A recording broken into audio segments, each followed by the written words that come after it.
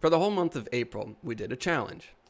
You had to pick something, anything, do it for 2 minutes or less every single day for the month of April. Actually, that's not entirely true. Some of the intention there was to pick something that you want to do. So this wasn't floss your teeth for 2 minutes. This was do something that is exciting to you. For me, I played piano for 2 minutes. You did fiction writing?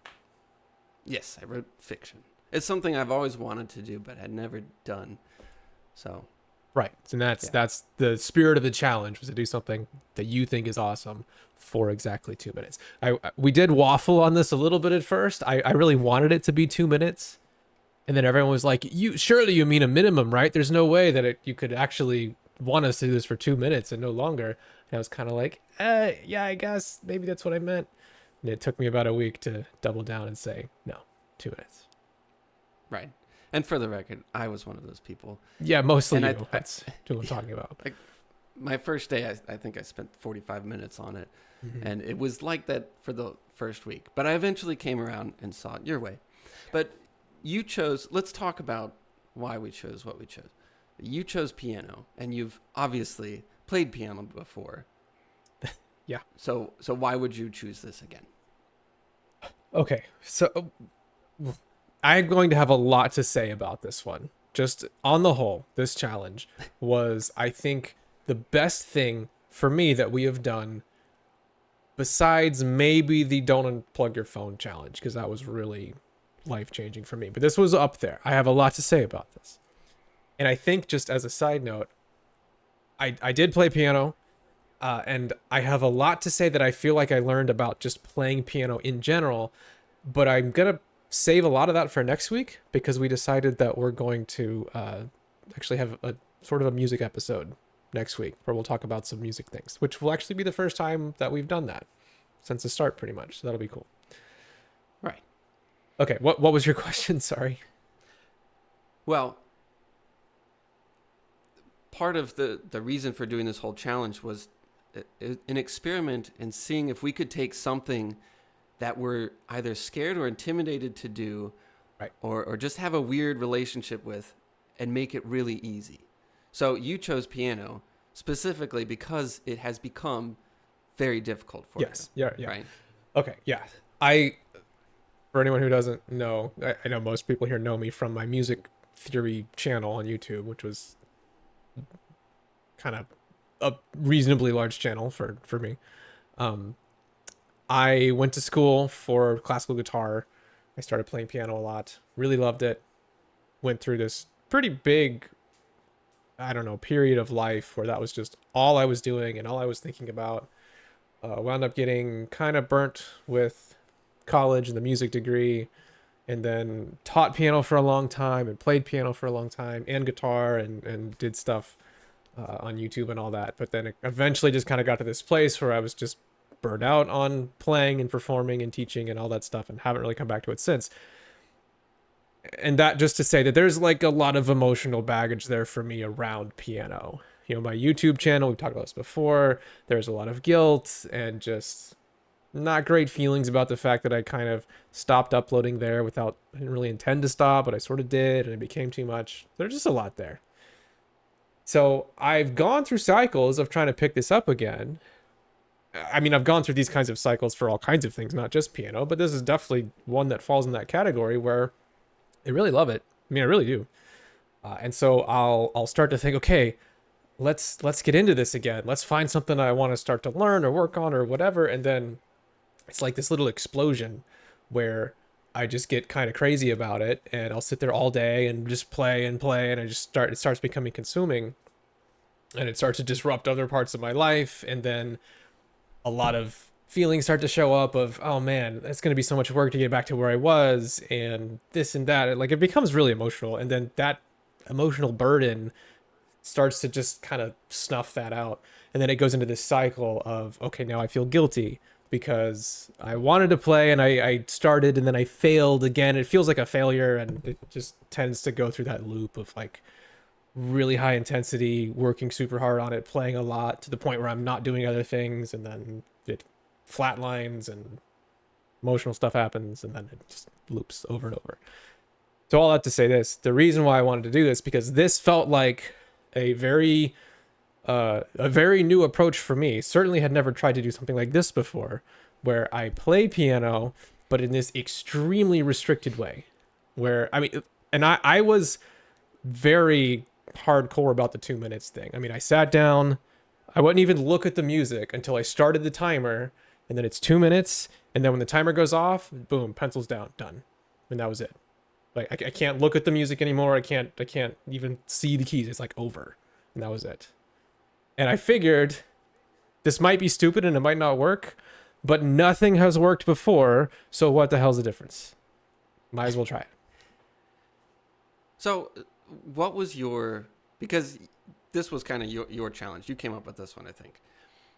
But what was your logic in choosing 2 minutes? Because that is almost laughably a short amount of time. Well, I started reading this book called Tiny Habits. By started, I mean I mostly started it. Like I got through the title and a few pages. It got a little underwhelming after a while. But I love the idea of just trying to approach habits in this way of keeping them very small. That's really the main idea from the book that I got. And again, I didn't read much. But this is Tiny Habits, not a book Atomic called Habits? No. This is Tiny Habits, which is it kind of presents itself as like a sequel to Atomic Habits. And I think I've read too many self-help books at this point because they all start to feel like Mad Libs where they just kind of fill in the little blank of right. Jane was unhappy with her job and having a hard time, and then she did blank and her life turned around, and that's just what they all feel like. Anyway, I'm not trying to review this book. It's actually a great book from what I read because I love the idea, and I totally agree with the guy that you should think of habits not as this, okay, I'm going to shatter my life and turn everything around with this giant thing that I'm inserting into my everyday all the time, right? That's generally my approach.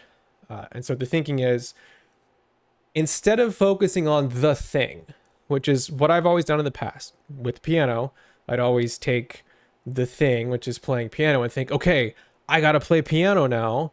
So let's do that for 7 hours today and completely fatigue myself and get burned out and displace everything else in my life and then get into this guilt cycle thing, right? That's been my approach because it feels like, okay, I'm playing piano now. So every second of my time and attention that I can sink into playing piano is a good thing. And like there's no consequence to that. So thinking of the extremely restricted habit thing is more thinking along the lines of, let's forget about playing piano. Like, let's just disregard that as being very important. And I have a lot to say on this because I think that's not really what happened. But the thinking, at least at the start, was disregard piano itself, just focus on the habit. So part of the setup here was to figure out a particular trigger that would cause you to go do this habit. So for me, it was I brush my teeth, then I sit down and play for 2 minutes and then get up, right? So that it's kind of attached to this certain regular part of my life that triggers me to do it. I think you said it was like drinking your coffee or something, or taking a shower. That's what a couple other, yeah. So Okay, yeah. I took a shower at night, and then after I took the shower, I'd go and write. And a lot of people chose coffee in the morning or something. But the whole idea of the hook, the whole idea of the hook or the trigger was, I've heard of this before, and I've always just kind of been like, oh yeah, cool, I'll add a habit to a trigger. But having to choose that up front and really dedicate yourself to that trigger, that hook, was really cool. Yeah. And I think that was just a very necessary part of this whole thing. Yeah. So basically the logic was pour all the energy and attention into establishing the habit, which we often ignore. We just don't tend to think about how difficult that really is. So put the energy there, and then don't worry so much about doing the actual thing. You don't worry about that time you're sinking into it. Just focus on the habit. But I actually don't think that that's really what happened. And restricting the time to 2 minutes taught me a lot, and actually even changed the way I think a little bit about learning piano. But we'll get to that. First off, you said you wrote fiction, which is pretty cool. I mean, how was it for you? Like, I actually haven't really heard much from you about how this went. Well, I think I've kind of always just wanted to write fiction, and Yeah. I mean, for like the last 15 years or so, I've just always kind of wanted to do that. But I've always put it off because I figured, well, I'm a musician and artist, and I should really focus on those things. And I would definitely suck at writing anyway. So, and if I got into it, it would be this whole thing. I'd have to dedicate myself completely to that or whatever. So, Right. for whatever reason, I just put it off forever. So, I decided I would just write fiction. And that just meant sitting down and writing whatever I had thought about during the day or whatever. It was awesome. I will say this.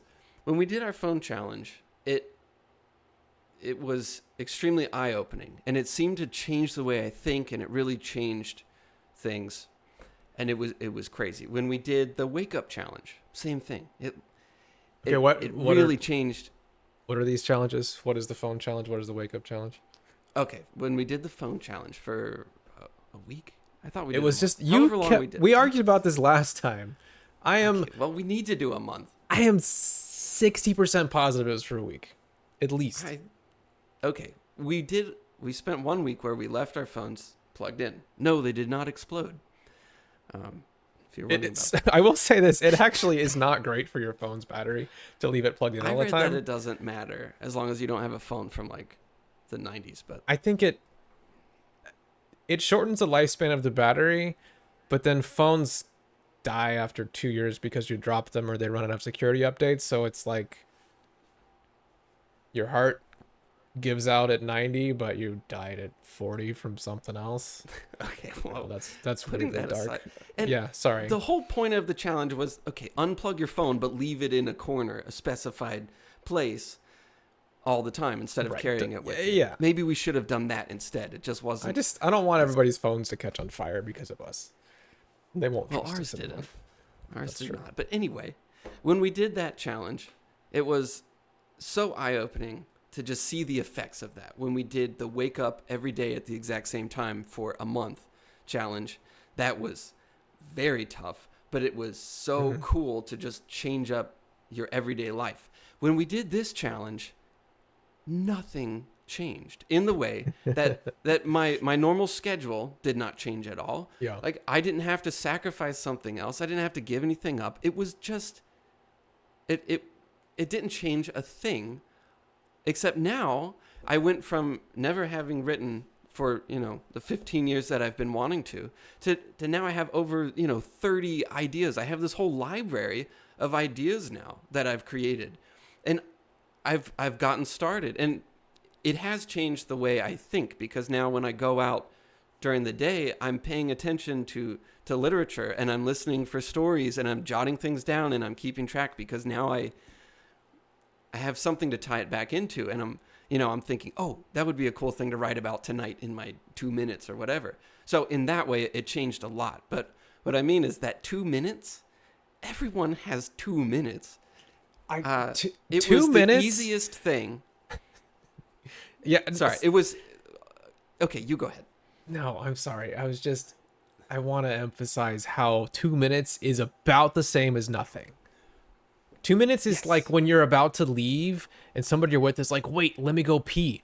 That's 2 minutes. Like you could do Right. this thing that you're passionate about every time you're about to walk out the door and you're waiting for someone to pee. It's nothing. It has It's like zero putting on your impact on your shoes. life. Yeah. It's Yeah. practically 0 seconds.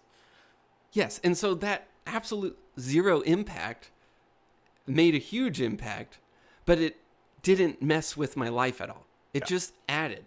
I don't know how to explain it, but it didn't hurt. Whereas all of these other challenges we've done have been really tough or really stressful, and I've had to sacrifice things. Right. But this was just, it was so small and yet made such a huge difference. So, okay, here's an important question though. 2 minutes is almost nothing. Is there any point to that? Can you act like you said you were doing fiction writing? Did you do anything in that 2 minutes, or was it purely a ceremony of, okay, I'm sitting down, I write something, and then I'm done? Okay. Well, here was my thinking.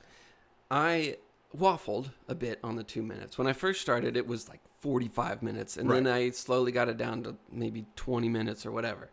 And then I tried 2 minutes for a while, and then it started creeping towards 5 minutes. So it ended up being mostly 5 minutes. But I thought about it, and I realized that you were doing this because you really did not want to play piano. I mean, that's why you chose it in the first place. It was this big emotional. I wouldn't say I didn't want to. Intent- It's just there's baggage there, right? Yeah. But for me, writing, and well, this was another thing that I realized, but writing to me was just this fun new thing to do. I didn't put it off before because it was too emotionally painful. I just put it off because I don't know. I didn't think I had time for it. But when I started doing it, I realized even if I sucked at it, I didn't really care. I mean, if I wrote for 5 minutes or 2 minutes or whatever, and it totally sucked, which it did most of the time, it was like, okay, whatever. I'm going to bed. I don't Right. care. You know, it was just kind of fun. And I realized this is kind of a maybe off topic, but when I go to do a drawing or I go to play music, if what I do sucks, it can ruin my day. Like it can really Mm-hmm. ruin things for me. But for the 2 minute writing, it just, if it sucked, I didn't care at all. Because there was such a small expectation for it. Yeah. And I really enjoyed that part of it. And so on the nights where it went really well, I just felt really good about it. So when I started this, my intention, and I was kind of pitching this to you about doing the 2 minute challenge thing, and I was going to play piano, and I figured that the focus was going to be on just establishing this habit. That's the thing I'm paying attention to, and I'm not actually going to learn anything. I mean, like you said, 2 minutes, it's nothing. And so the first day I sat down to do this, I'm thinking about it all day. Like, oh, this is actually really exciting. I'm gonna play piano and kind of in this new approach, and it'll be cool. So I sit down and I do it, and it's like I start the timer. What I had done, I heard actually on one of Ryan Slatko's Twitch streams, he was playing around with this piece. It's like a piece from Zelda, the Fairy Fountain. It's this really short little thing. I found some sheet music for it. It's only one page, and I just kind of had this sitting around as just one of this random pile of things of, oh, I should learn this one day, and then I never do. But I figured, okay, for this challenge, it's perfect. It's one page, so maybe this is something I can start working on. It's in the delightful key of G flat, which is fun. But so I had printed this out and said, okay, for this challenge, this will be the thing that I work on. So for the first day, brush my teeth, set the timer, 2 minutes. I figure out like the first chord and the timer goes off. Maybe slightly more in the first chord. And I'm a pretty crappy music reader because I'm a guitar player and we're not big readers. So I'm thinking, okay, time's up. Cool. Whatever. That was like, I didn't really get anything out of that. And the next day I sit down and I'm figure out the exact same chord and maybe the next one, and then the timer goes off. I'm like, okay, I'm getting absolutely nowhere, like literally zero progress. And I'm thinking, okay, this is fine. The point isn't to play piano. The point is to establish the habit. So I'm just going to do this for a while. And at the time I was kind of waffling on the 2 minute thing because you weren't doing 2 minutes and everyone else that we talked to in Discord was like, it's a minimum, just do whatever. And I'm kind of like starting to back off of my feeling about doing 2 minutes.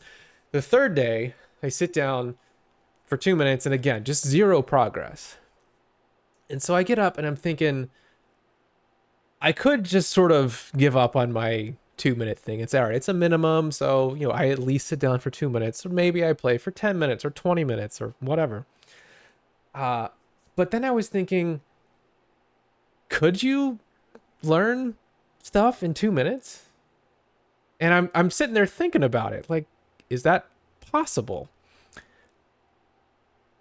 And so the next day I'm like, okay, if I'm thinking about it beforehand, like if I'm going to sit down for 2 minutes, what has to happen in that 2 minutes for this to actually work? Like, could I get through can I make progress on this?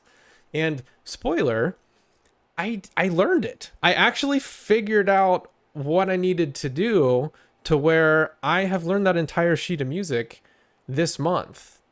So, and again, it's not like a terribly difficult song, but it's not simple either. It's like 20 bars in this ridiculous key of G flat, and it's like kind of these funky chromatic chords and whatnot. Like, it's not crazy, but it's not that simple. And I got it. I learned it. Now it doesn't really come out that great. I need some time to sit there and play it, but like, it's in my head. And so what I started thinking about was, if you cap your time to not necessarily 2 minutes, but in this case, that was the experiment, you start to have to think about, okay, what do I actually have to do during this time for it to matter? And the first thing that becomes extremely apparent is that if I do something and I don't remember it the next day, it is completely pointless. So the only thing that really matters here is, what can I do that's going to stick around until the next week? Or not the next week, the next day. And so you think about, okay, mostly what I'm doing when I sit down to play piano is I'm figuring out what the notes are, and then I'm finding those notes with my hands, putting my fingers in the right keys, and then I'm playing through those notes. And sometimes I'll just sit there and play over and over, right? And then maybe I forget one, so I look back at the music and I figure it out and I play it again. But I was thinking about when we were talking about memory and classrooms and coursework and that kind of thing, and how really in school you get kind of taught that you should just repeat things over and over. And we were sort of making fun of that, how it's stupid because it's not really how you remember things. And I was thinking, you know what, that's exactly what I'm doing. Every day I sit down and I just kind of find some stuff and play it and repeat it a few times until the timer goes off. The next day I figure it out again, repeat it, timer goes off, and I'm done. And that's dumb because it's not how you remember stuff. You remember stuff by recalling it. So what I would do is I would figure out some notes and then just sit there and try to pull it out of my brain almost immediately. Okay, what was that chord? What did I just read? What does that look like? I try to visualize it. Instead of just feeling it out with my fingers, I try to see it. And then I'd maybe learn the next one and then force myself to recall the first one. Now I would just sit there and try to recall things over and over and try to establish memories. And obviously patterns are really important. That's part of memory, is recognizing a pattern and having it become logical and make sense. So instead of sitting there just kind of mindlessly putting my fingers on the keys, I'm looking at the music and thinking, what's the pattern here? How does this relate to what comes next? Why is this the notes that's being played? Why does this fit with the left hand? So I start looking for all those things and trying to make logic out of it, try to establish these memories so that the next day when I go to sit down, they're there and I can do the next thing. Basically, well, again, it worked, which I think is incredible.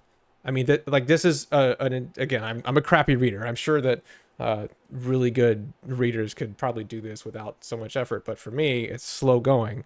So I was able to learn this entire piece of not terribly easy music, one page in a month at 2 minutes a day, and actually slightly less than a month because we started a few days into it. So that's less than 1 hour of time for a page of music, which is insane. That is insane. Yeah. That's really crazy. Like, I don't know how long it would take me otherwise if I just sat down and played, endlessly with no time cap, but it would way longer than an hour for sure. I could probably spend a whole session, sit there for an hour or two, work through it, come back the next day and hardly remember anything. Whereas using this very, very tiny amount of time, I actually remember this entire page of music. I just think that's insane. That is insane. Good job. So I would sit down to write, and I'd start the timer, and after the first week, I was 2 or 5 minutes. I didn't go past that. Yeah. But I would start the timer. I start thinking, trying to come up with an idea, and then I'd type, a sentence or two, and then timer goes off, and I'm just, well, that was stupid. And then the next day I do the same thing. I try to come up with an idea, right as I start the timer, and it just doesn't work, whatever. So I realized that you can't, if I wanted to write anything, it had to happen before that. And I had to think about it beforehand. And so I started writing things without actually writing them down. I started writing them in my head before I sat down. So when I finally went to sit down and write it, I had the idea right then, and I could just kind of carry it out. So it became it, and it's also kind of cool because I've never done writing before. Other than papers for school or whatever and journaling. So I've never tried to write stories before. And when you learn a new vocabulary word and then all of a sudden you start hearing it everywhere? Yeah. That's what started happening is I start writing, and then all of a sudden I start hearing all this stuff about writing out in the world, or I start, noticing the stories or just paying attention to all of these different aspects of things that I just never thought about before. And they finally start to stick because I actually have a use for them now. So my brain flags them as important. And it just began to change the way I thought. But I guess the big thing was that I started writing and thinking about stuff before I went to go do it. Whereas if I dedicated, say an hour to writing a day, I think that all of the thinking about writing would take place within that hour. And then I'd kind of let it go for the rest of the day. At least that's kind of how I treat art. So I found the same thing. I should say this. I learned this piece of music in 2 minutes a day in less than a month. So, less than an hour of time. But I kind of cheated, not at the piano, but I would think about it later. So I brush my teeth, I go play the piano, I get some new stuff in my head, learn some new patterns and chords and try to visualize them on the piano. My 2 minutes is up, but then, okay, I go do some stuff, I go lay in bed, and as I'm falling asleep, I'm thinking, what was that thing that I just learned? And I would try to sit there and play through it in my head. And then maybe the next morning, I'm walking the dog, and we're out walking, and normally it's a 20-minute walk of me just kind of thinking about whatever dumb thing. But I would usually spend not very long, but just a minute or so, just kind of trying to recall some of that stuff in my head. It just was kind of this pattern I would get into of, on the dog walk, I can use a couple minutes to try and do that recall and strengthen that memory of this little bit of piano music that I learned the night before. So same thing. By restricting the time so tightly, you start to just work on that outside of that actual time window, just mentally. And that is actually really amazing and powerful to me because, for one, you're kind of forced into doing whatever is effective.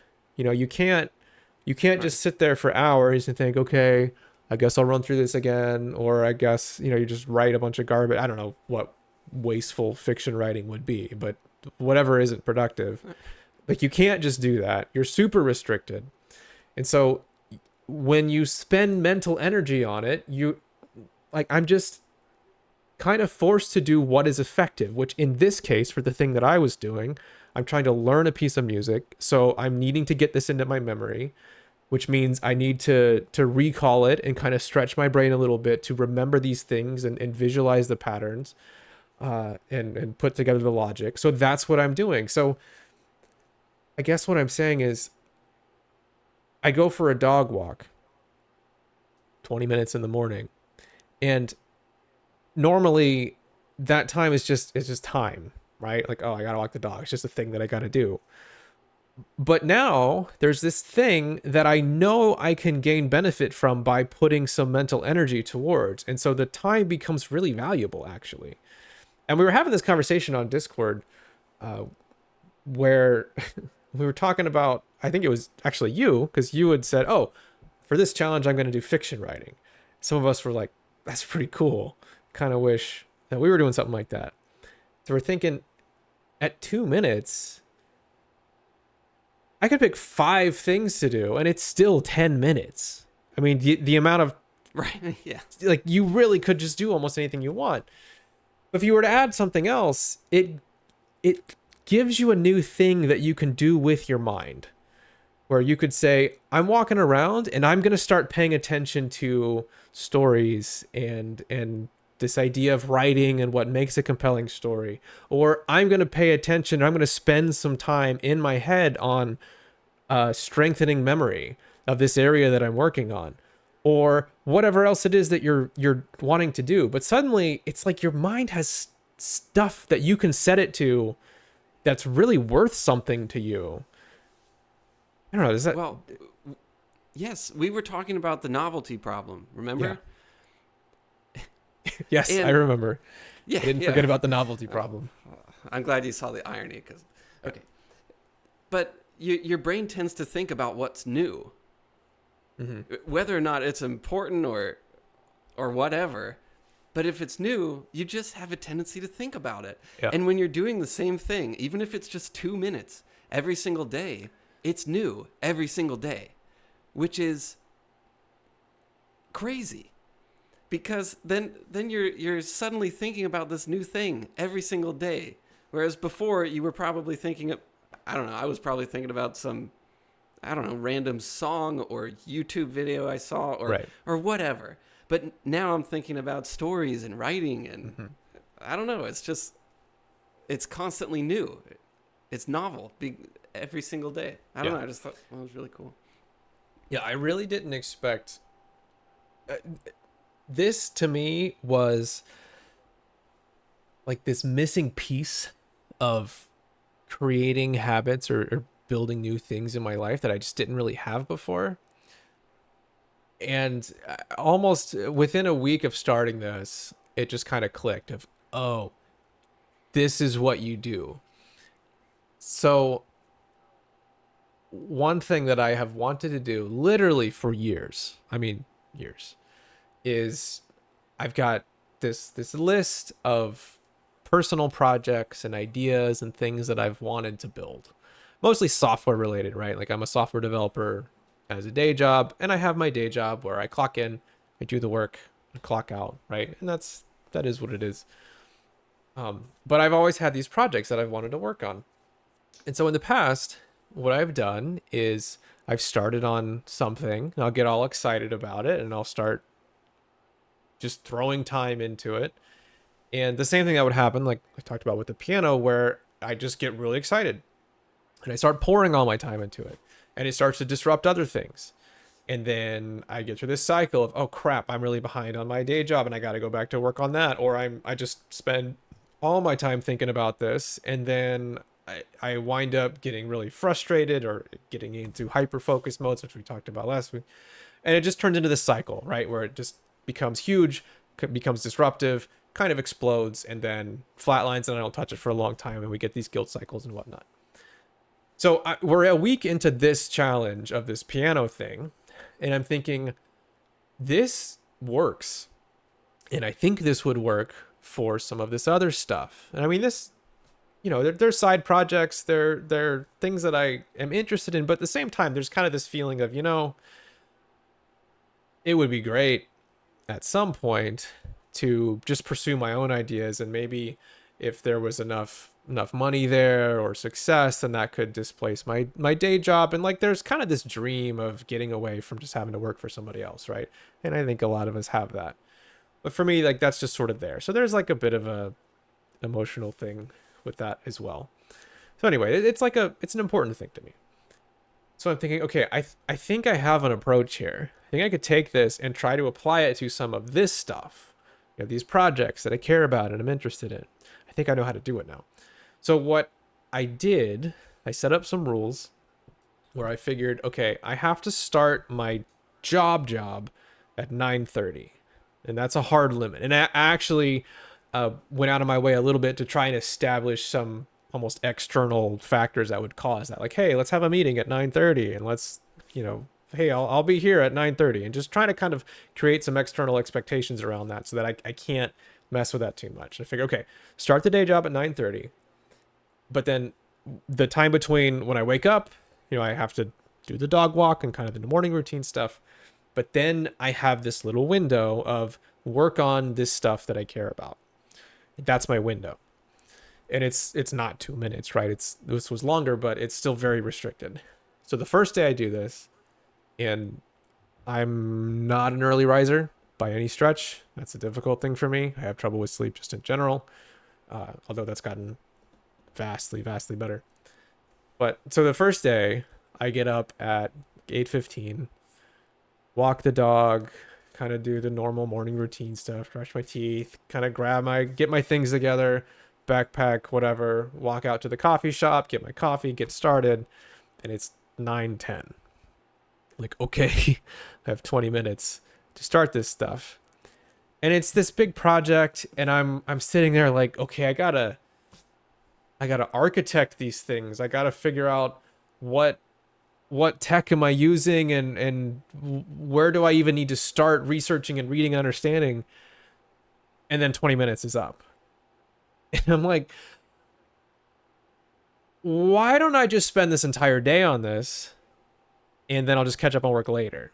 And like, I'm ready to do that. I can just feel this, like, no, I am so excited about this. I haven't touched this stuff in a long time, and I'm beyond excited. I can't even imagine having to sit down and doing my boring, dumb day job instead of this thing. It's just the only thing that I can even think about right now.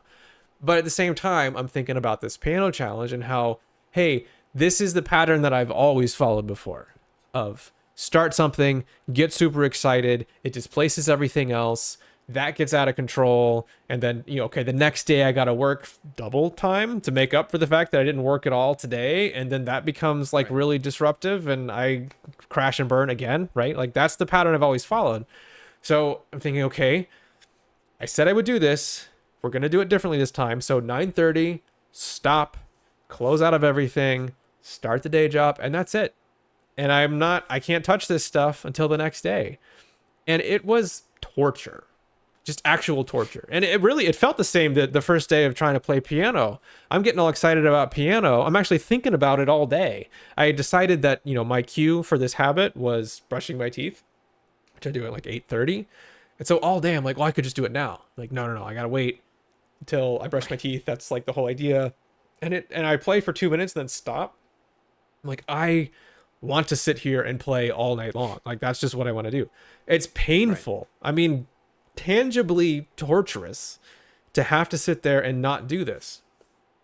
Okay, back to the morning time working on my project stuff. So I'm thinking, all right, I'm gonna stick with this. 9:30, stop. Don't do it. Don't do it that evening. No, nothing. Right? Again, absolute torture. It's like all I can think about. I'm so excited about the possibilities, about all this stuff I want to do. So the next day, I'm thinking, well, if I got up a little bit earlier, I could have a little more time. So I'll do that. Like, I'll start to push my wake up time, which again is not a comfortable thing for me. Like, that's hard to do.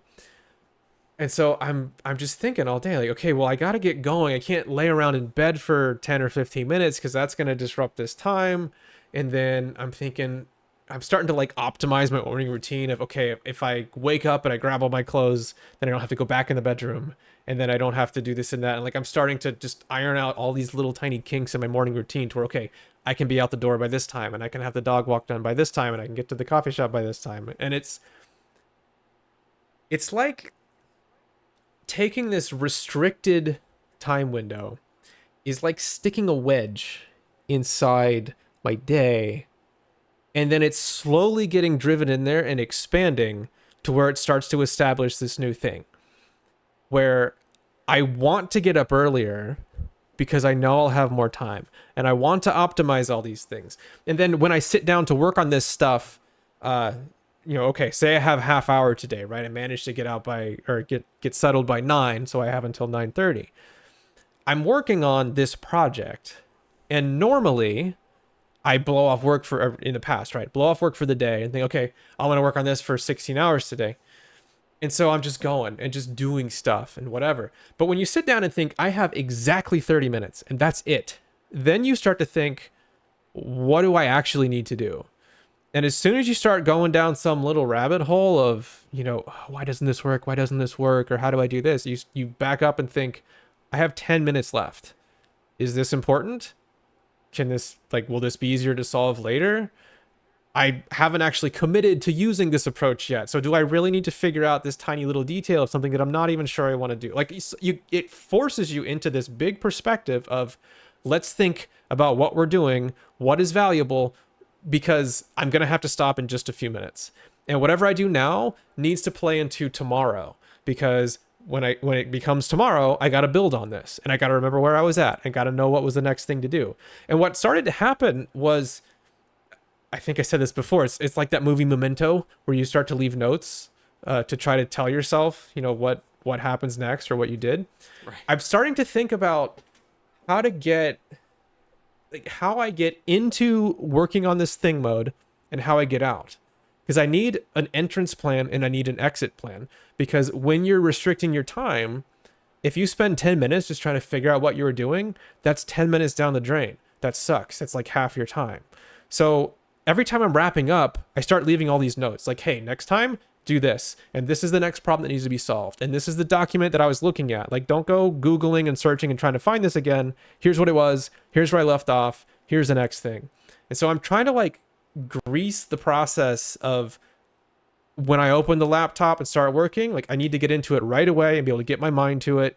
And then, of course, distractions are just horribly offensive. I mean, how dare anyone interrupt this precious time that I have? So like, I'm focused. I'm thinking on the right perspective of how does it fit? What is the most valuable thing to do? It's just completely mind altering. This idea of restricting your time on something that you actually want to do. It was so incredible. And so for the piano thing, I missed 0. My adherence was perfect. 100% of the time I did this piano thing.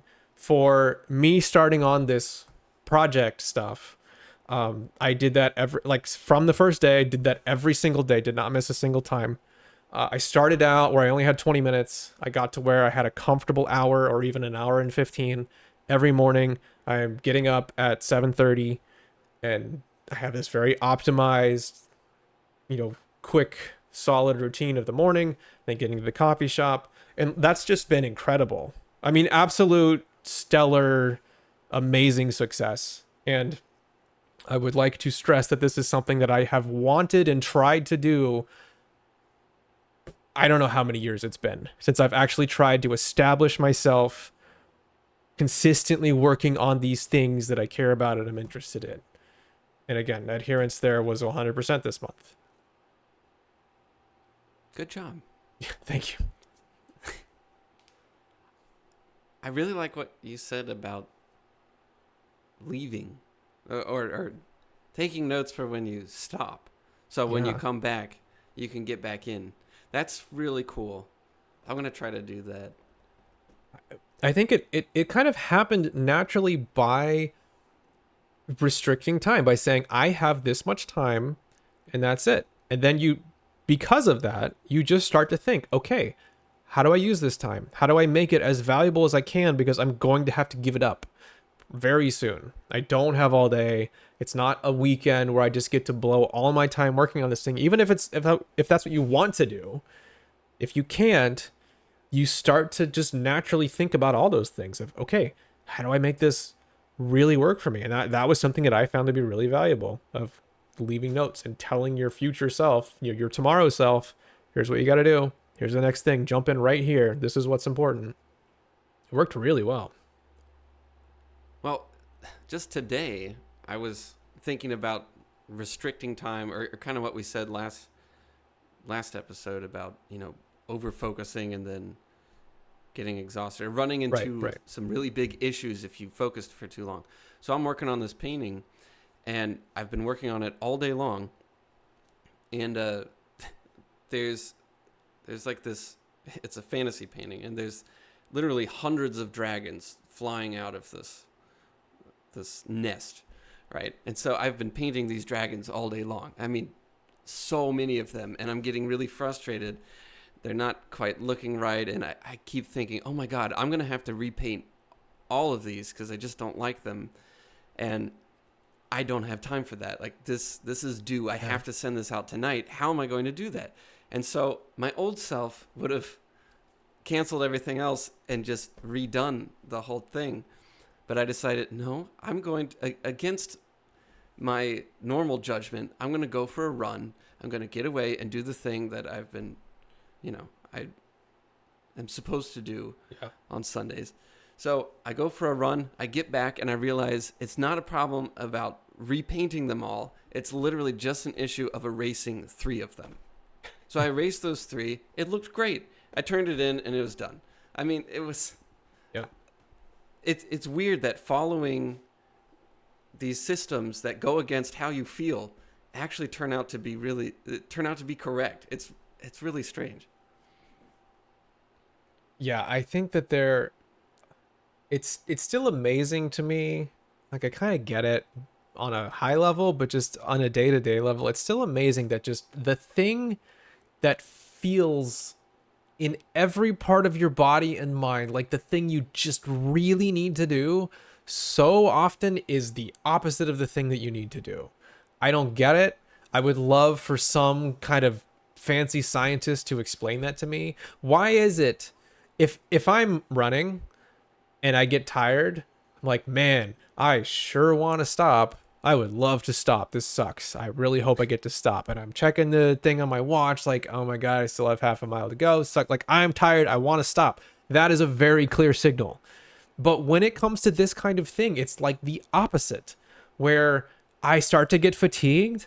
I start to get over fixated. I can't see the big picture. I'm doing the wrong thing and I'm tired, or whatever else is going wrong. There's a million things that can go wrong with your mentality. And you would think, following the exercise model, that you would go, oh, okay, I get to stop finally. Like with the painting, you just said you had to make yourself go for a run. You don't want to, you have to make that happen. And then sure enough, that's exactly the right thing. You're able to establish that much broader focus of, okay, let's look at the big picture. In your case, literally the big picture, and think about, how this all fits together. And you're able to see this higher level problem or make higher level decisions. But it's not the thing you want to do. It's weird. I don't get it. You know what I think it is? And I'm not really ready to explain this, or because I don't totally understand it, but I think that humans aren't meant to construct their own reality or their own environment. When we were primitive humans, we didn't schedule our days out. Yeah. And okay, well, at 1:00 I'm going to go for a run and pretend I'm being chased by a bear. No, Right. because back then at 1:00 you just got chased by a bear, or you got attacked by another human and you ran. Yeah. All the things that you were built to do, you did naturally. And you were so tired by the end of the day that you went to sleep on time. And you had to wake up in the morning because you had to go get food or whatever, because otherwise you would die. Nowadays, we have to artificially recreate all of these situations. And it's no wonder that we get it wrong so often. That's an interesting thought. At I least never thought about it that way. That's my theory on it. I think we aren't meant to just decide what we do when. Yeah, because, I mean, and we know this with rewards. I mean, as a human, you're meant to look for rewards. You're meant to search for the berries that are, high in sugar or whatever. Yeah. You're supposed to grab those when you come across them because it's so rare as a primitive human. But nowadays, if you do that, you just get really fat and unhealthy.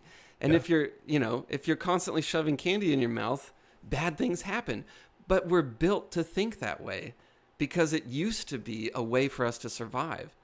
And I don't know, when people are talking about motivation and everything, that's where my brain goes, is that, well, I don't know. I guess this is a bigger conversation. Maybe it is, but it's still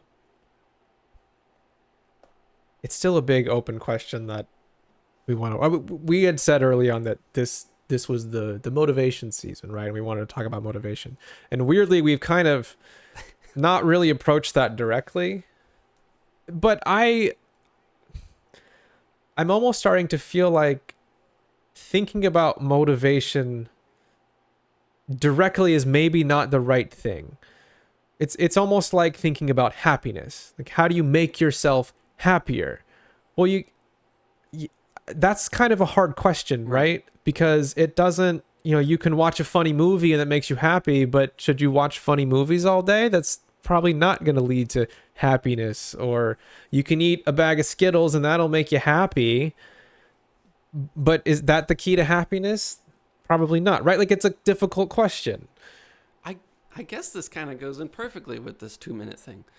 The way I was thinking about this and how I was feeling when I was doing this challenge was normally when I go to do something like this, I do exactly what you said. I build it up in my head and then I go work Yeah. on it and then, oh, I want to work on it more. And Right. then I become consumed with it and then it goes through this whole cycle. And it's like this giant stone step. If you've seen those old ancient temples, it's like this giant step and it's, I don't know, maybe 5 feet high or something. And you have to use all this energy and put in all this effort to climb up to the top of that step. But with this little 2 minute challenge, shrinking the time down to 2 minutes and shrinking the effort and everything, it was like just walking onto it. It was like bringing that step down to ground level. And it was this, you just walk on it and then all these things get done and then you just step off. And it was just this effortless thing. It was so weird. It almost felt Yeah. wrong. It was so nice. And so when people, when you talk about, should you use willpower or, how do you get motivated or whatever, I think it's way less about, talking yourself up to the point where you can climb that step or jump really high all the way to the top, but much more about bringing the step down to your ground level and making things way easier for you. And if you look at, well, this is turning to a rant. I'll end it soon. But if you look at, the great masters of whatever craft, everything seems really easy to them. It seems so effortless.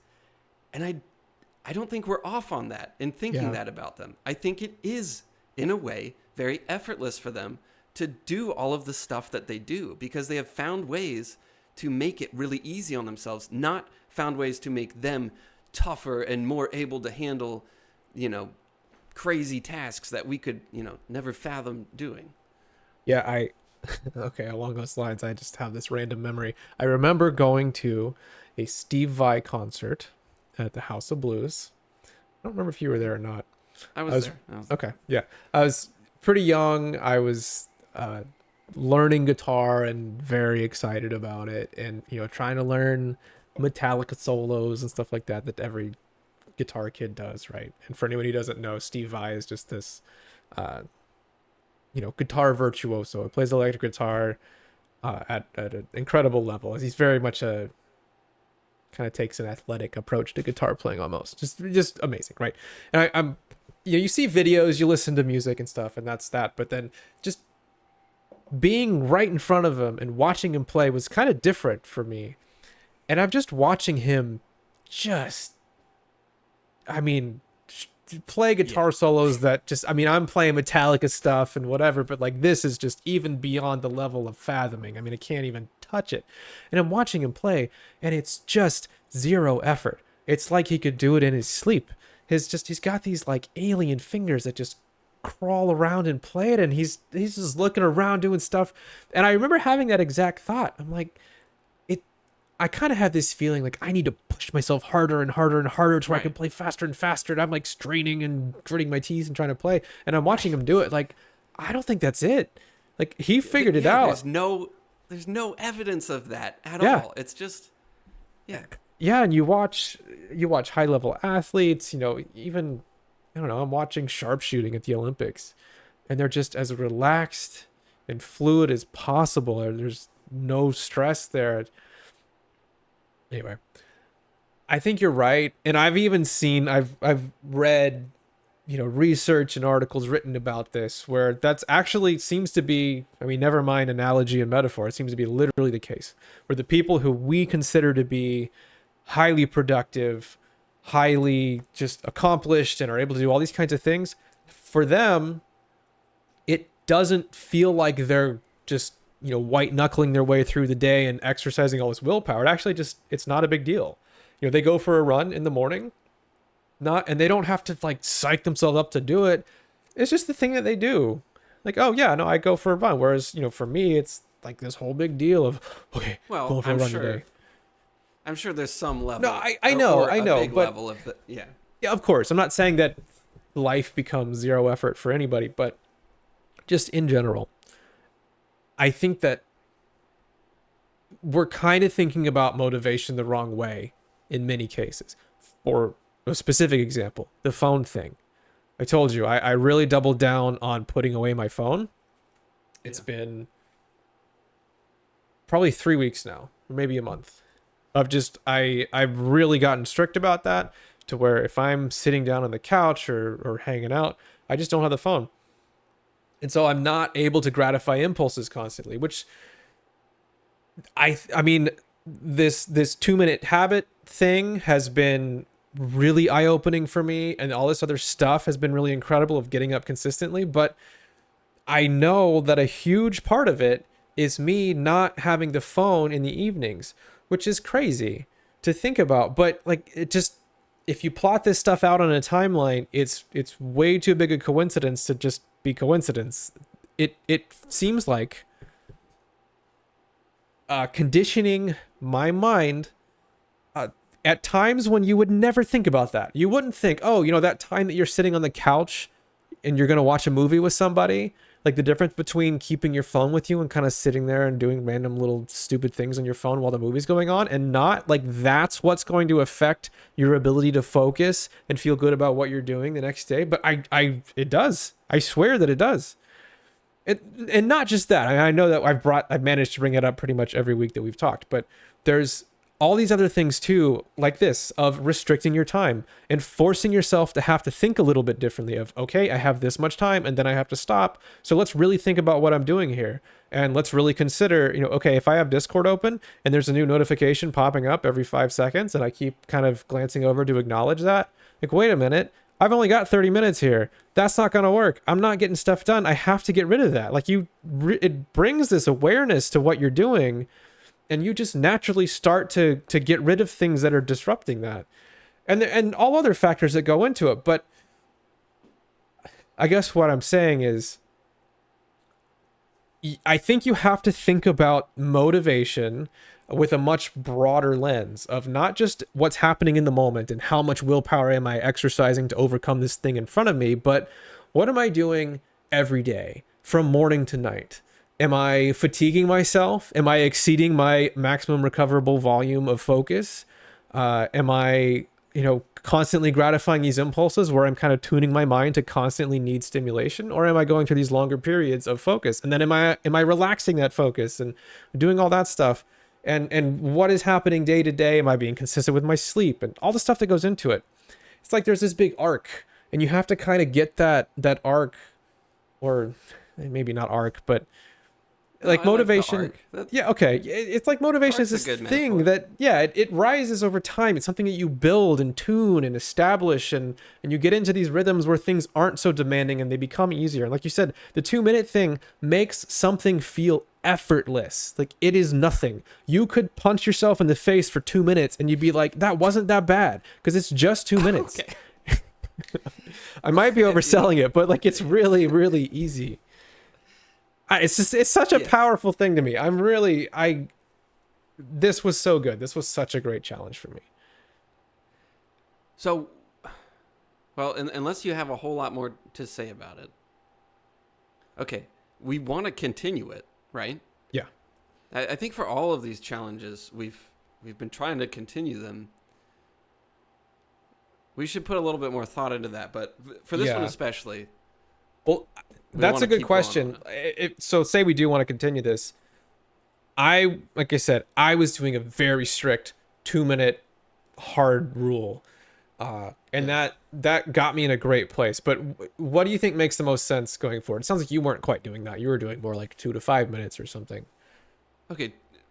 It was 2 to 5 minutes after the first week. And I was strict about that. I didn't just write until I didn't want to write anymore. I made this up. I'm not trying to say this is, God's holy way of doing things. Well, here was the rule for this was, I think it was kind of unspoken, is you work on it for those 2 minutes, or in my case, 5 minutes.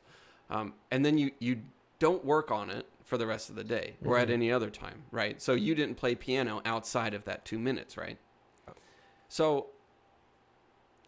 do we continue to restrict ourselves, or do we kind of open it up to, I could write for 2 hours earlier one day, and so I don't know how it That's a changes. good. That's a good question. But also, we got into this because these were two things that we had a lot of trouble starting. And now we have started them. So does that mean we take the training wheels off and we let them be their own thing now? I don't know. Yeah. Because I don't think the natural progression would just be to up the time. You know, be like, oh, now we spend 10 minutes on it every day. Then it starts becoming an issue. I don't really know. Right. Well, all right. So, well, in the past, say for the pull-up challenge, this was probably the first time we really encountered the idea of a minimum, I think, where we were doing pull-ups every day. Yeah. Yeah. So the challenge was we were doing pull-ups every day. And it kind of morphed through a couple different phases, but what it really settled on was, and I don't know if anybody else is, but I've been doing pull-ups every day for a long time now. And the system is I establish a minimum number of pull-ups that I want to do. And every day, even if I'm not feeling it or whatever, I'll go do pull-ups and I'll hit that number. So it's just one set. That's my minimum number. And there are occasionally days that I will take off if I'm like my elbow's not feeling right or just something like that. But for the most part, that's pretty much the deal. So other than like the occasional day off, it's get down there, do a minimum number of pull-ups. And then if I'm not feeling it, then that's it. I just do that many pull-ups and that's that. If I am feeling really good, I hit that number and I'm like, well, cool. I feel all right. Then I'll just keep going and, I'll hit, whatever number I want to do. The thing is, when you do pull-ups, there's a very natural maximum, which is how many freaking pull-ups you can do. You can't go beyond that. So I've never got down there and done pull-ups all day long. I've never hit 7,000 because their pull-ups are freaking hard. So there's kind of this implicit maximum of pull-ups you can do, and then we establish this minimum number, which the minimum number is, it seems like a trick, but it's very, very helpful.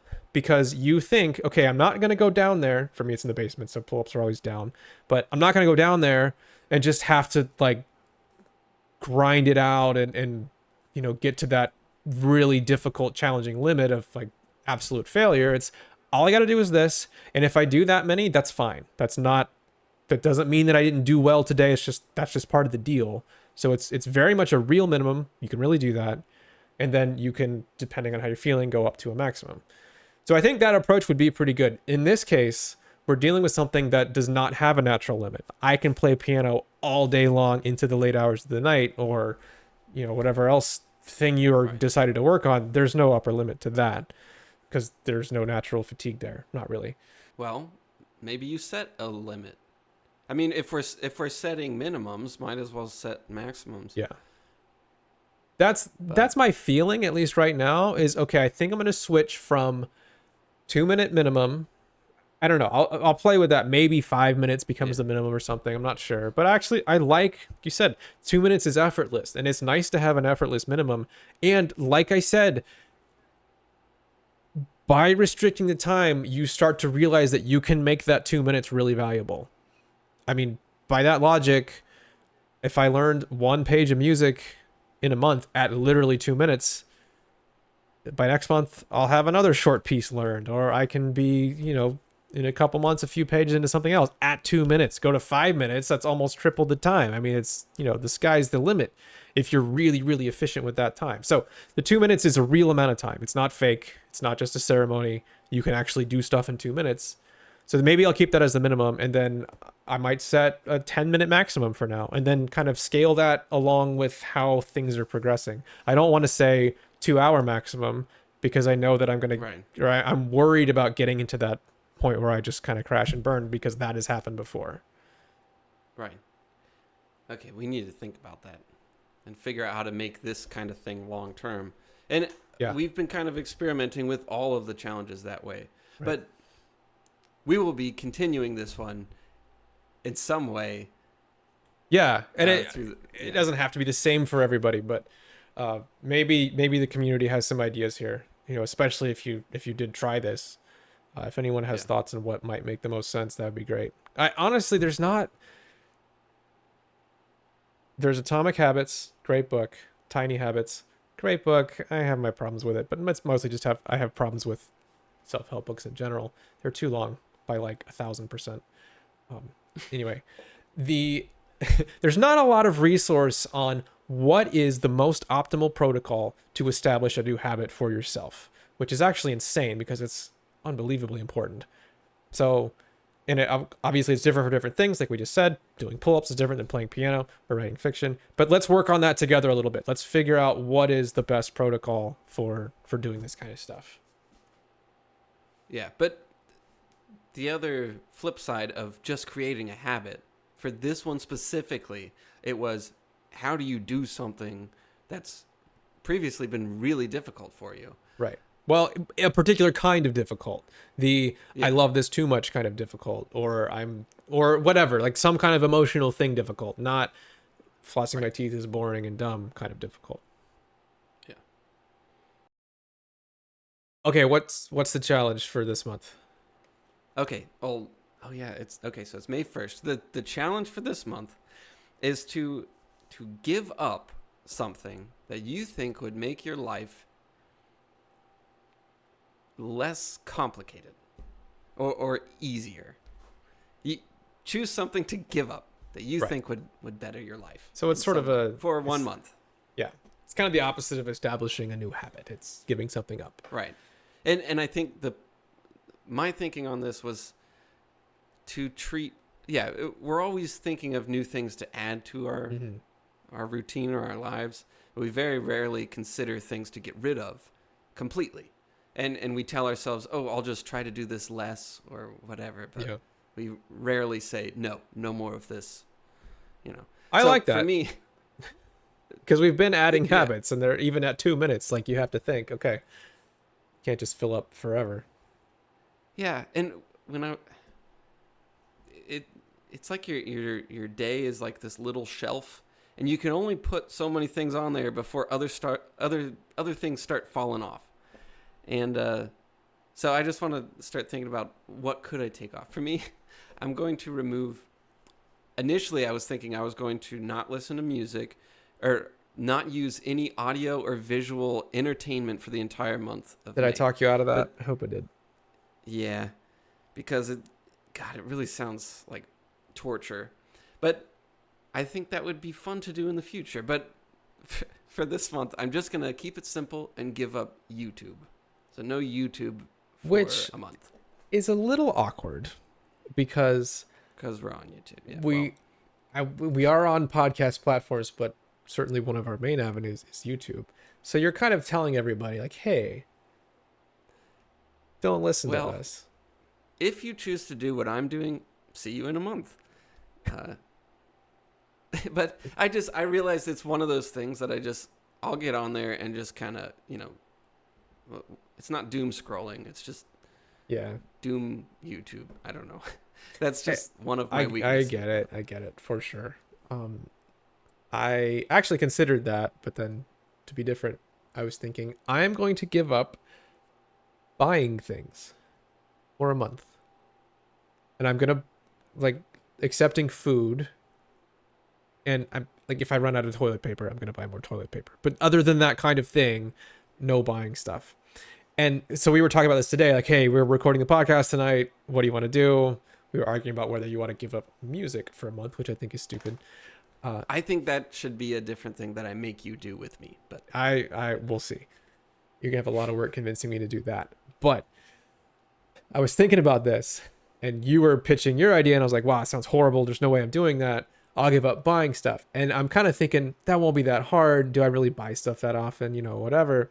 And then in the hour of me deciding that and us actually starting to record this podcast, it happened like 4 times where I'm like, oh, I need a new pair of pants. These have a hole in it. I should buy a new one. And I should order this from Amazon. Like, oh, I need a new cable. This one's broke. Like I swear 3 or 4 times I thought about something I needed to buy. So I think it might actually be harder than it sounds. So we'll see. Yeah, I was thinking about it and I was like, oh, you wanted to travel soon. Did he buy his tickets yet? Because it's May 1st, so he can't do that anymore. Right. Are you going to be making exceptions, or are you going to be pretty strict about this? We'll see how insane it gets. I don't want to cause serious pain to myself, Yeah. or I like if I'm stranded somewhere, I'll get a lift. I'm not. I don't know. We'll see. Whatever. We'll see. It'll be an Yeah. interesting month though. I asked Heather, I said, what should I give up that would make my life easier? She said, hope. Which Heather has a I just thought that was funny. I like Heather's I don't sense of suggest humor. anyone gives up hope, but Well, if if you're looking for it makes your life easier. All right. That's us on the 2-minute habit challenge and what we're doing next month. Honestly, I think of all the things that we have done, this concept of restricting your time on something that you want to do is one of the most powerful things that we have stumbled upon. I mean, 2 minutes is kind of an extreme, but it's still effective. You can still, if you really start to learn how to do it, do really good stuff in 2 minutes. It will actually reveal a lot to you. But it doesn't have to be 2 minutes, but just think about this. It is such an incredible piece of the how do I create a new habit puzzle. I think it's amazing. or also just how do you start the thing that you've always wanted to do for a long time? Yeah. How do you start it? How do you sustain it? How do you, it's an amazing tool. And I've never considered it before. I've thought the opposite. The more, the better. I want to start something new. I should spend every second working on it. And now I think that is not the case at all. Thank you everybody for listening. Again, please do share your thoughts, not just on the habit challenge if you did it, but what you think a good long-term strategy would be, like kind of putting this type of habit into more of an indefinite maintenance mode. That's something that we're still kind of trying to sort out. So let us know about that. You can leave comments here. You can email us at the overanalyzerspodcast@gmail.com. We do have memberships open, which again, thank you so much for the people that have pledged or supported the show. That's super, super awesome. Thank you so much. And then also think about what you want to give up for this month and something that could make your life better. That's kind of what we're going to be thinking about for May. Cool. See you next week.